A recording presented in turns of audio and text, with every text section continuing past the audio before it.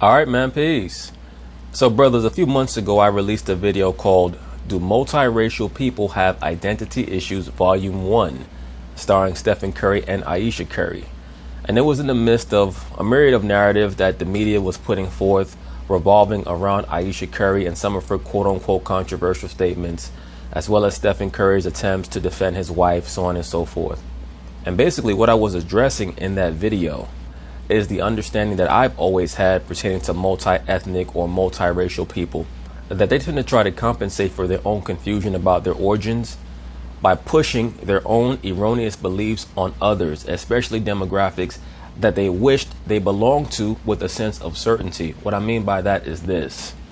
Many times you'll have people who are quote unquote half black, half white, or who have parents that are multi-ethnic, and they'll choose a certain race or ethnicity that they want to belong to, usually the so-called black race, and try to push a lot of the more ardent beliefs or ardent stereotypical beliefs that they believe black people will want to hear, so that they'll not only be accepted, but be accepted as leaders. It's normally not enough for biracial or multi-ethnic people who are suffering from identity or placement issues to just be a member of the mob or the masses. They normally want to be at the front of the line. And I've stated this in other videos. Biracial people cannot lead so-called black people. Our people, as it is, already have too many issues regarding our origins and where we should be going to have people who tend to be inherently confused try to grab the reins and control where this horse is going to go. We just can't have that. It's very much akin to how the modern day mega feminists or super liberal females will try to dictate to men what manhood is. The reason why they do that is because they want to be men. They'll never be a man, so they want to try to define to actual men what manhood is. So volume 2 of this series is going to be featuring Mr. Colin Kaepernick, as well as Mr. Kenny Stills, and also Nessa Diab. And I've done videos on Nessa Diab and her murky origins, especially regarding her associations with Colin Kaepernick in the past, as well as my belief that she is his MK handler.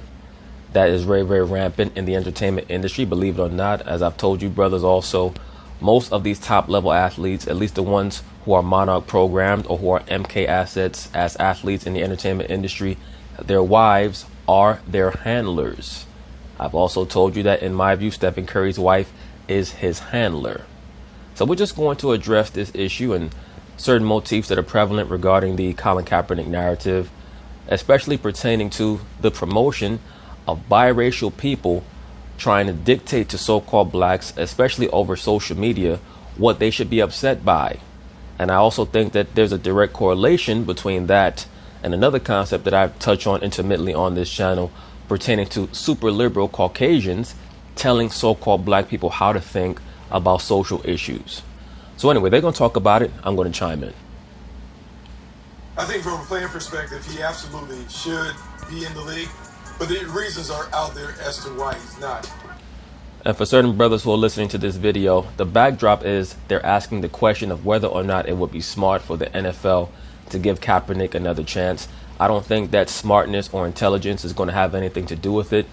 I do believe that there is a chance that within the Kaepernick narrative or storyline, they're going to try to establish closure for Kaepernick and his cult in one of two ways. Either they're going to allow Jay-Z to be the face of Colin's return to the NFL, thereby re-ingratiating Jay-Z with the woke contingent on the internet, as well as satisfying the social media revolutionaries, the internet revolutionaries in that way, or they're going to bump Colin Kaepernick off. That would not shock me at all. Of course, everything that I'm saying is just my perspective on it, but that's normally how they close out narratives like this.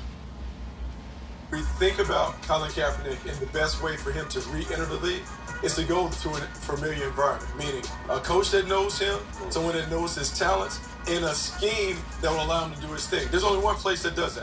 Baltimore. While we all know that they've already tried to give him the opportunity to play in Baltimore, Nessa Diab blew it because, as I've already stated, I don't believe that they really want to come back and play. I think that Colin Kaepernick is very comfortable in his new role as an actor, behind the scenes acting as an agitator and a constant irritant to the NFL. He really is the precursor to Jay-Z.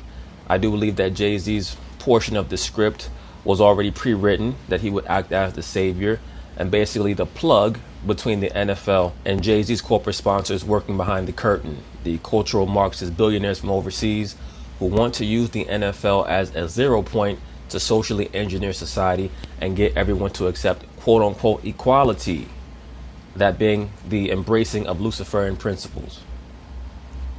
Think about John Harbaugh, Jim Harbaugh, they can speak. Greg Roman being the offensive coordinator, they've done it. And the fact that John Harbaugh is on record saying they want to revolutionize the NFL with the offense they're creating, well, they now have an opportunity to do that because with Lamar Jackson, they have RG3. They brought Trace McSorley in. If RG3 is out, you can say that Colin Kaepernick is a serviceable quarterback too. Now you're able to bring him in and allow him to do what he's always done. The problem with Baltimore is they've been down that road already. And then Nessa and his trio, the trio of them, they put the picture out of Django as him as a slave owner, Ray Lewis as a slave. Like, that's what's so crazy about this. Once again, they're playing out a ritual. Colin Kaepernick is playing a Sar. Nessa is a Set. Eric Reed is Heru. He's the agent of chaos. He's the god of mischief. He's back into the NFL. Do not underestimate Eric Reed's role in all of this. It's extremely pivotal. He acts as a counterbalance to the silence of Kaepernick. Remember, Harpocrates, or Heru the Child, was known as the quote-unquote god of silence. Kaepernick, in my view, is playing a Sar. Eric Reed gets to exhibit the traits of the alternate aspect of Heru, as the quote-unquote god of mischief. He's also the light bringer or the light bearer. He gets to run his mouth in front of the reporters. And Ness Nitty, once again, is a Set. For those of you who might not grasp what I'm talking about, I did a video about Colin Kaepernick and Nessa Diab or Ness Nitty, and I showed you a series of images that conveyed, or at least should convey, the understanding that Ness Nitty is a lot more than what she's depicted as. She's not just some radio DJ or radio VJ. She has always surrounded herself with a lot of esoteric imagery. And please understand that prior to her dating Colin Kaepernick, she was quote-unquote dating one of his teammates, Aldon Smith, a player who himself has ties to Luciferianism and had a series of psychological breakdowns before no longer being in the NFL. So it's very obvious to me that Ness Nitty targeted Colin Kaepernick and understood that he was a what you call a Manchurian candidate or a sleeper agent that she had to activate. I'm sure that it sounds very far-fetched. It's okay. But it's my job to address the three-dimensional aspect of this whole narrative because most people either can't or they won't. So I keep highlighting that.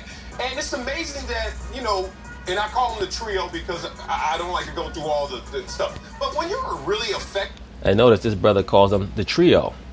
Once again, the quote-unquote Great Trinity or Divine Trinity is the Father God, the Mother Goddess, and their Son. By what they're standing for. And I know that not all of them were affected by this in their upbringings and real adversity. None of them were. I said this already. Colin Kaepernick is a mixed breed dude who's trying to compensate for his own racial obscurity by projecting himself out there. And that's just based on the basic understanding of some of the psychoses that plague multiracial people. And Ness Nitty is not even a so-called black woman. It amazes me that these woke niggas on the internet will allow her to dictate to them exactly what the protocol of quote-unquote revolution is supposed to be. And this chick ain't even black. But let me guess, because she got a fat ass and big titties, she could tell you what to do, right? Give me a break. You can see through it. It's so nuanced, and they're not being sophisticated with this. Because it's a narrative, it's not real, brother. That's why. Have an opportunity to be in the NFL and to still parlay that into the empowerment for your message and in your employment like Eric Reed. Why don't you do this the professional way? Because it's not their job to find solutions. Just in general, it's not the job of woke people to find solutions. And that's why I correlate this with the concept of cultural Marxism. Within cultural Marxism or Leninism, there's always going to be a sphere for professional rabble-rousers, professional protesters, perpetual protesters, people who really don't have a plan. Their job is just to bring as much anarchy and chaos as possible. And I think that they think that protest means you gotta be mad. You can still be mad, but also work towards a better place for those who are really affected, not just through you as some kind of gatekeeper from a foot. Well, he was set up as a gatekeeper by his sponsors. He failed, so now the new gatekeeper is going to be Jay-Z. Perspective. Isn't that the worst thing that could happen for Lamar Jackson? Because right now they're basically building everything around the idea that he is the future of the franchise. As soon as you bring in Colin Kaepernick and Lamar Jackson has a couple of bad games, which every second-year quarterback this year will have, everybody's going to start beating Colin Kaepernick needs to be the backup quarterback coming in. And there's going to be more intense pressure, I think, on that situation because Kaepernick's so much more famous than your average backup quarterback. I think that's a tough spot to ask Lamar Jackson to be a part of. Right, but Colin Kaepernick does not care about that. He worships himself, and Eric Reid worships him. So he would have no problem coming to Baltimore and potentially taking Lamar Jackson's job. Remember, they were trying to angle towards having him take Cam Newton's job out there in Carolina. That's why Cam Newton, behind the scenes, did not even want Eric Reid there, because he read the tea leaves and realized that whoever it is who's backing Kaepernick wants him to have a starting job. Not just a job, but a starting job. As we talk this through, one of the things I think about is like, I'm not sure if he's willing to sacrifice anything to get back into the NFL. The only way that he will sacrifice anything, Whitlock, is if it's in his script. If it's been scripted for him to sacrifice anything or to be sacrificed, that's the only way that it's going to happen. He's an actor. He's here to perform and to hopefully guide the minds of the people who believe in him. If he doesn't come back. Yeah, well, yeah, for his brand, overall brand, for whatever this is, less is more, which has really been his mantra. He's not saying much. He's letting everyone else speak for him. Yes. And that's part of what this is. That's why I said, will he do the grind? Will he be in a third on the depth chart day one somewhere? Will you be that guy? Absolutely not. Why would he? He's too big for that right now. No, because it does take all of that. Are you humble enough to say, I'll come in and do whatever? Will I come in as the number 3 and prove myself playing with the 3s in preseason games when you've always been a 1?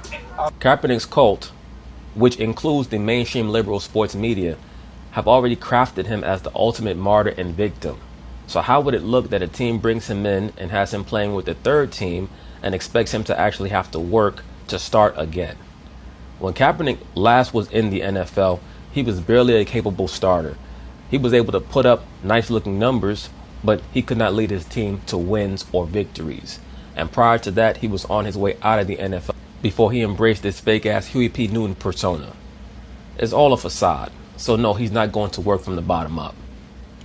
If he comes back and he doesn't perform very well or he never becomes a starter anymore, his story is over. Because people are going to say, you know what, the 3 years that he didn't play, his story will only be over when his sponsors want his story to be over. He's completely controlled. Very good. He wasn't good enough in order to... I mean, once again, look at how they depict him. I don't understand how people can't see this. They have this dude come back with a huge afro dressed in all black. They want you to associate him with Huey P. Newton. I don't get why cats can't grasp this. He's a cartoon character. He has to wear t-shirts with Malcolm X and Muhammad Ali on them or dress in all black. He's in character. Up. He needs to come back and he needs to win.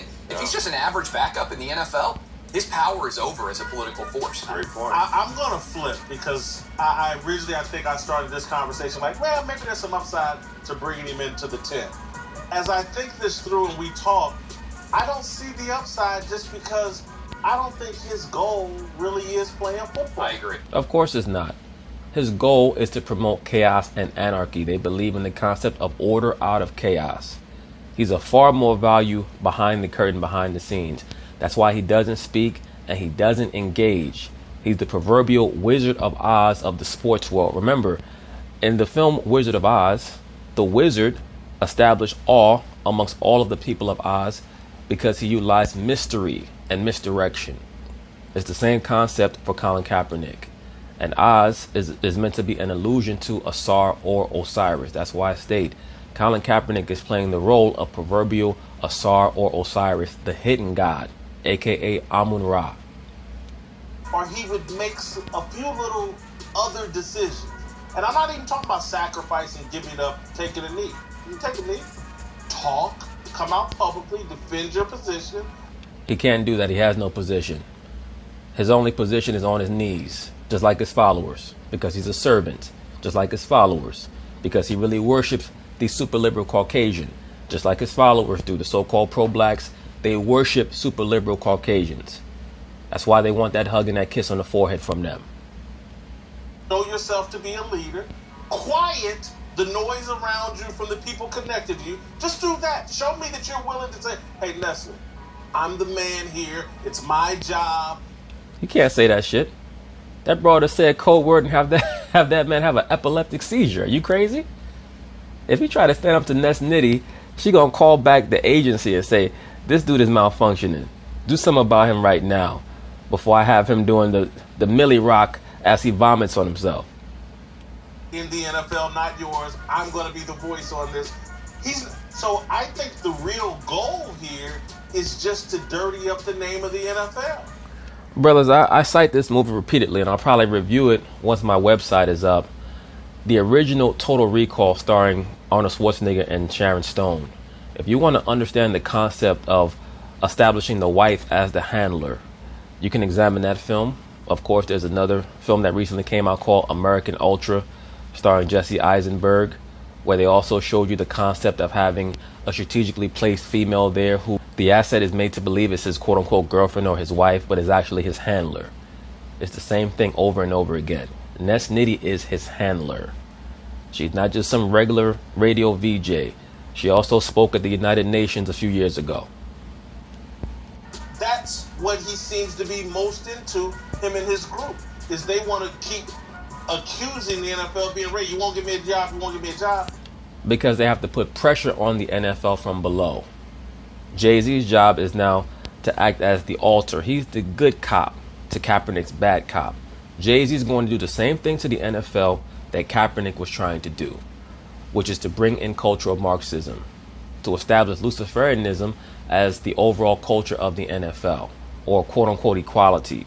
That's the watered-down term for cultural Marxism. We want to make sure that we have festivals for homosexuals and celebrate feminism and celebrate lesbianism and celebrate transgenderism.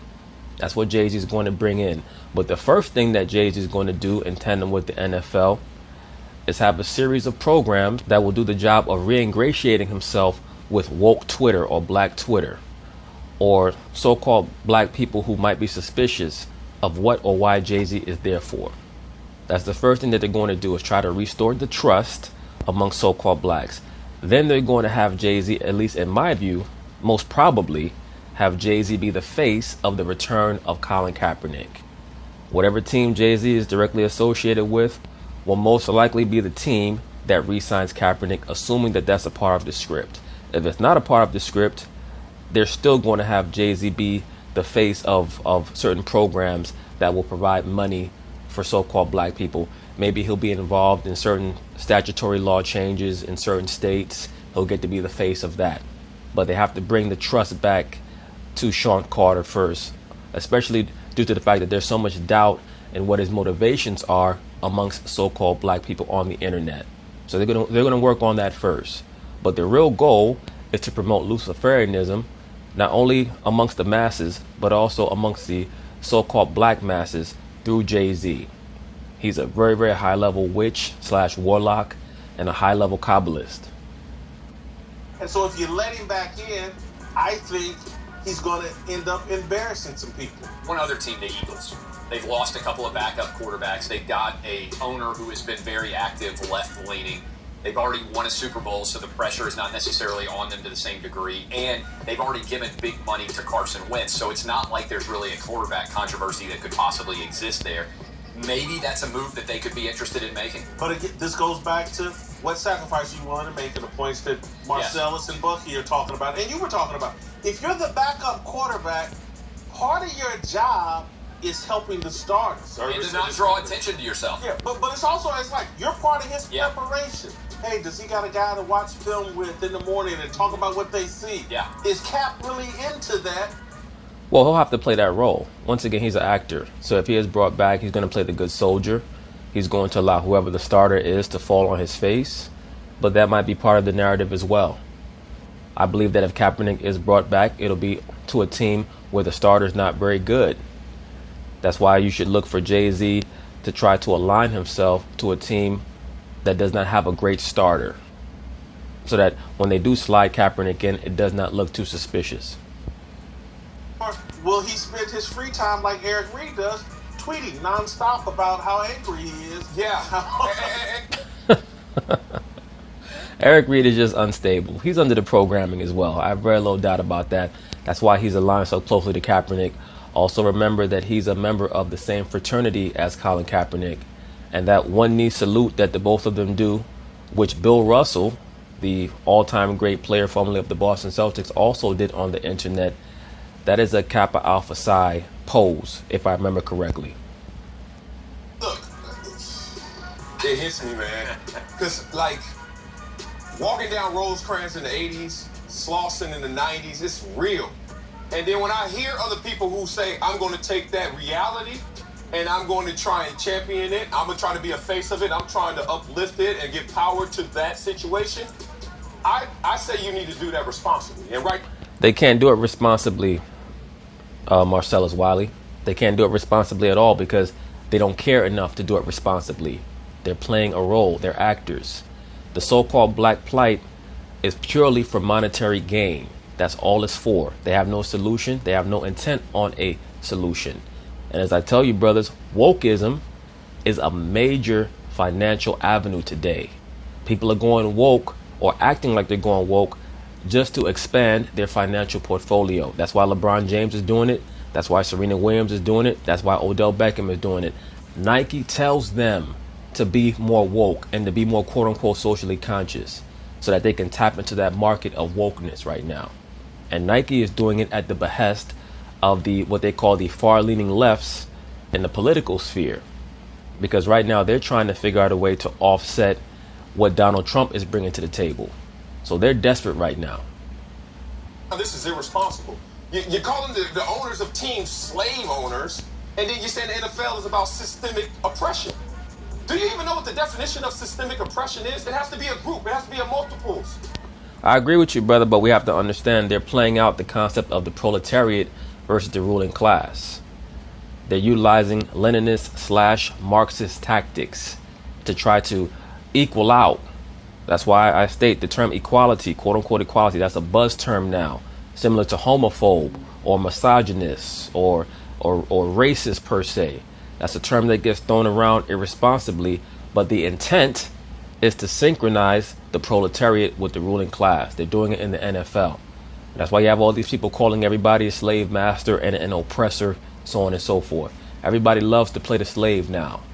It's never been more appealing to be a slave or to act like you were a slave. Colin Kaepernick's out the league and he's blackballed. I am understanding that. What group, what peoples, what multitude that has been oppressed by the NFL? Name them.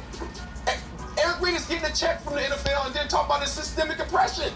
And then you're taking a plea bargain with an NDA, which you can't even talk about, but then you say we're going to continue to fight. You weren't fighting in trial.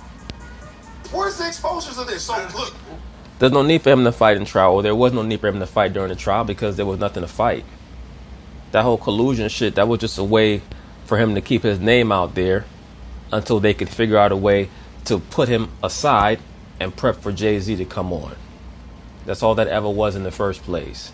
A way to hem up the owners and remove him out of the picture so that they could introduce Jay-Z down the line. From the real, so you ain't gonna check my card. And then I played in the league. Matter of fact, let me rewind this back a little bit because right now the brother got a good flow. You know, I am understanding that. What group, what peoples, what multitude that has been oppressed by the NFL? Name them. Eric Reed is getting a check from the NFL and then... I've been saying that for the longest time. I have no idea why the wokeities on the internet suddenly believe that the NFL is oppressing them. I mean, give me a fucking break. But our people right now, we're separated into so many factions based on the confusion that we have because of a lack of understanding of our culture. So-called black people are being taught to embrace atheism, i.e. worship yourself as a god or find a replacement for the actual spirit that we're supposed to be venerating. So now they're looking to anything to blame.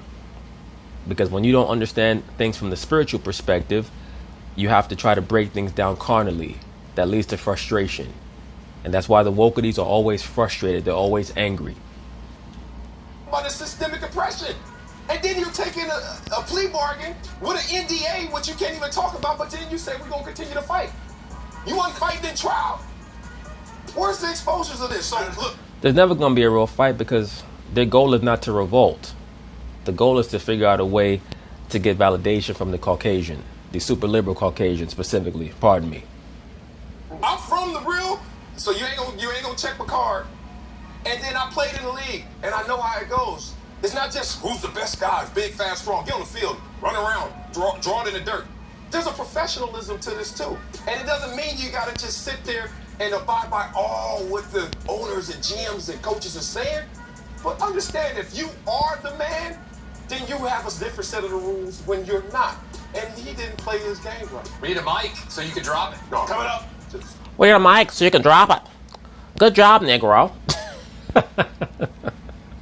In all seriousness, though, Marcellus Wiley did a very good job with his little diatribe there. He touched on everything that needed to be touched on, especially pertaining to the aspect of how strange it is to have people who are of multiple ethnicities trying to dictate to so-called black people what our issues are or what our plight is or what our solutions should be. That's how you know that there's something rotten in Denmark here.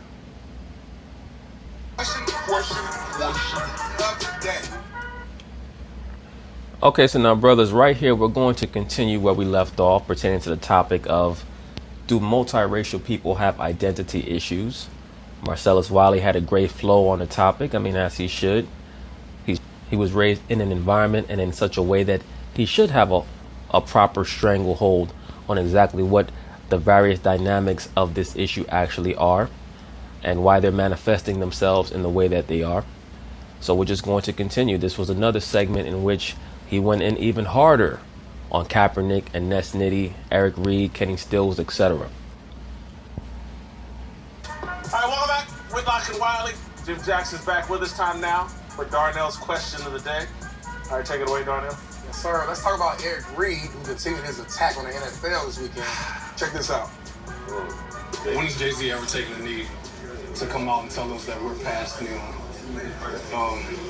Yes, he's done a lot of great work, a lot of great social justice work, but for you to get paid to go into an NFL press conference and say that... Kind of like how you're getting paid, right, bro? That's kneeling. Again, asinine. Players Coalition 2.0. He got paid to take the bullets that he's taking now. So your plan is what, Eric Reed? The kneeling stops when? You said the kneeling stops when police brutality stops, right? Or does it stop when Kaepernick gets a job? Help me out. You gonna keep standing on one knee until your husband gets back in the league? We're not having it. Not surprisingly, Kaepernick backed up his protest buddy. And of course, I'm semi-joking about Eric Reed being Colin Kaepernick's husband or his other wife.